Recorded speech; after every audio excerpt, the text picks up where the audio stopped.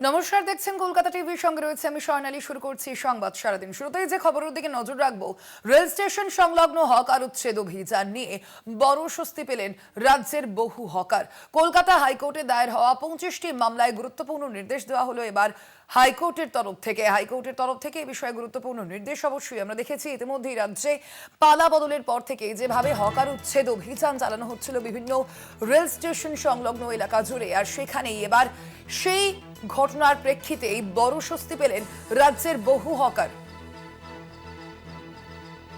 কলকাতা হাইকোর্টে দায়ের হয়েছিল 25টি মামলা এবং সেই 25টি মামলায় গুরুত্বপূর্ণ নির্দেশ দিলেন বিচারপতি হিরণময় ভট্টাচার্য।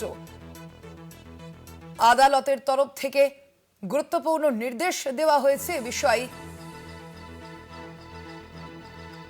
উচ্ছেদ অভিযান নিয়ে এবার বড় স্বস্তি পেলেন রাজ্যের বহু হকার। গুরুত্বপূর্ণ নির্দেশ দেওয়া হলো কলকাতা হাইকোর্টের তরফ থেকে।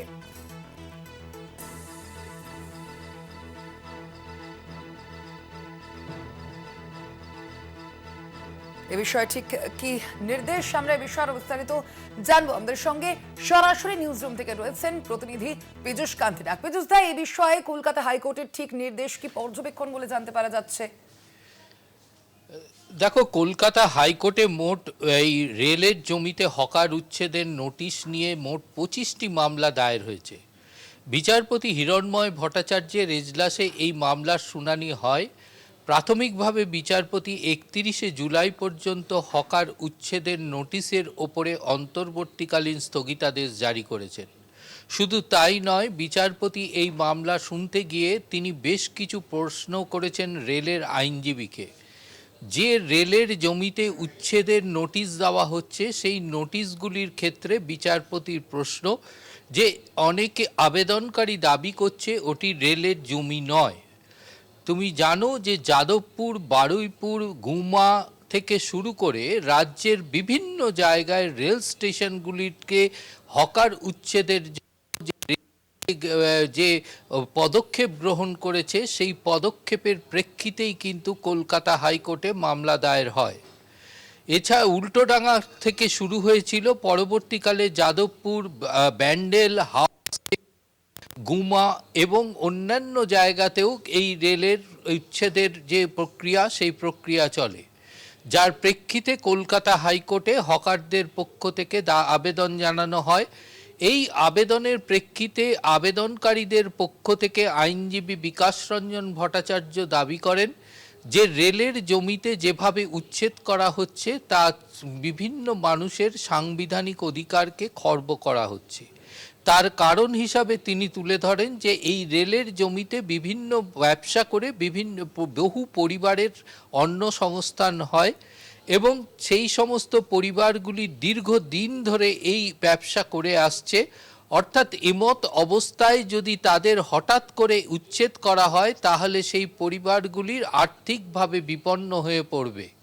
শুধু তাই নয়, তিনি সুপ্রিম কোর্টের একটি রায় তুলে ধরে রেলের তিনি আদালতে জানান যে সুপ্রিম কোর্টের রায়ের ওই পর্যবেক্ষণে পরিষ্কার বলা রয়েছে যে যাদেরকে উচ্ছেদ করা হবে সেই উচ্ছেদের ক্ষেত্রে তাদের যদি অন্য সংস্থানের বিষয়টি বিশেষভাবে নজর দিতে হবে এবং তাদের রিহ্যাবিলিটেশনের বিষয়টিও ভাবতে হবে।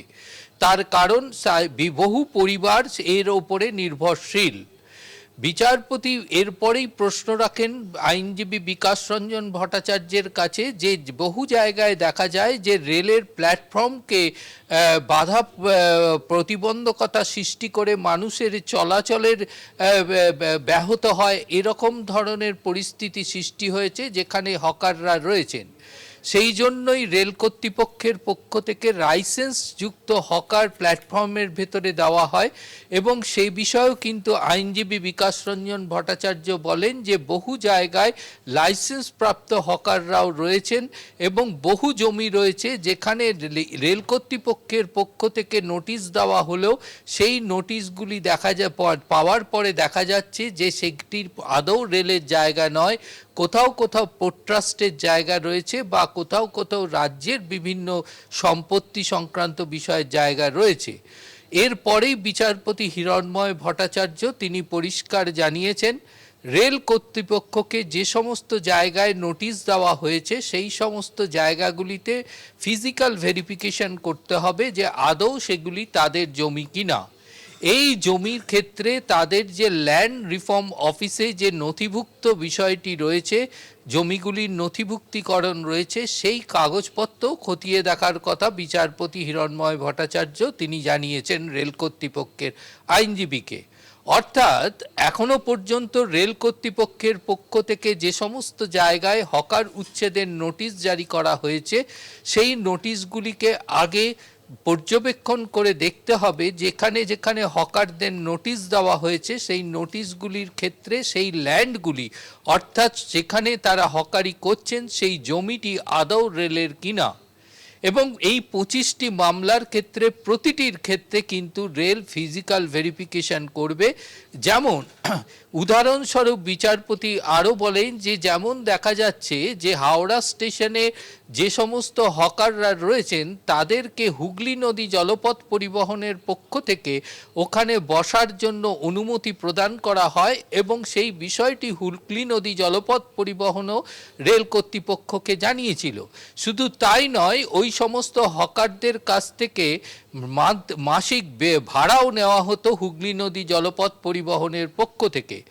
সেই ভাড়ার প্রেক্ষিতে তাদের ট্রেড লাইসেন্স থেকে শুরু করে সার্ভিস ট্যাক্স এবং অন্যান্য যে সমস্ত সরকারি কর রয়েছে সেই করগুলিও তারা প্রদান করে থাকেন। অর্থাৎ এক্ষেত্রে বিচারপতির নির্দেশ যে এই বিষয়টিকে খতিয়ে দেখতে হবে। বহু জায়গায় রয়েছে যে আইনজীবী বিকাশ রঞ্জন ভট্টাচার্য বলেন যে বহু দিন থেকে রেল কর্তৃপক্ষের অনুমোদন সাপেক্ষে সেখানে এই সমস্ত হকাররা তাদের ব্যবসা চালাচ্ছেন এবং তাদের বিভিন্ন পারিবারিক যে আর্থিক বিষয়টি সেই বিষয়টি চলছে এই হকারির ওপরকে কেন্দ্র করে।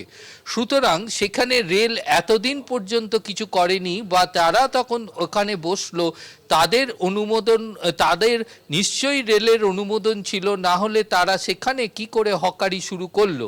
সুতরাং এক্ষেত্রে রেল কর্তৃপক্ষকে বিকল্প ব্যবস্থা ভাবতে হবে এবং তারপরেই উচ্ছেদ প্রক্রিয়া চলুক, এই বিষয়টি কিন্তু পরিষ্কারভাবে দাবি করেছেন আইনজীবী বিকাশ রঞ্জন ভট্টাচার্য। যদিও বিচারপতি জানিয়েছেন যে রেলের জমির ওপরে হকারি হচ্ছে কিনা এবং সেখানে কোনো অবস্ট্রাকশন হচ্ছে কিনা এই বিষয়টি ফিজিক্যাল ভেরিফিকেশন করে প্রতিটি মামলার ক্ষেত্রে আদালতকে রিপোর্ট দিতে হবে এবং সেই রিপোর্ট পাওয়ার পরই আদালত তার পরবর্তী সিদ্ধান্ত গ্রহণ করবেন। অর্থাৎ সেই রিপোর্ট আসার আগে পর্যন্ত 31শে জুলাই পর্যন্ত এই রেলের নোটিশের ওপরে যে উচ্ছেদের যে নোটিশ সেই নোটিশের ওপরে অন্তর্বর্তীকালীন স্থগিতাদেশ বজায় থাকবে, এমনটাই নির্দেশ কলকাতা হাইকোর্টের বিচারপতি হিরণময় ভট্টাচার্যের। একেবারে বিরক্ত অবশ্যই, এবং একই সঙ্গে এই নির্দেশ অত্যন্ত গুরুত্বপূর্ণ। ধন্যবাদ। তুমি আমরা কথা বলছিলাম, আমাদের সঙ্গে সরাসরি নিউজ রুম থেকে ছিলেন প্রতিনিধি পীযূষ কান্তি নাথ।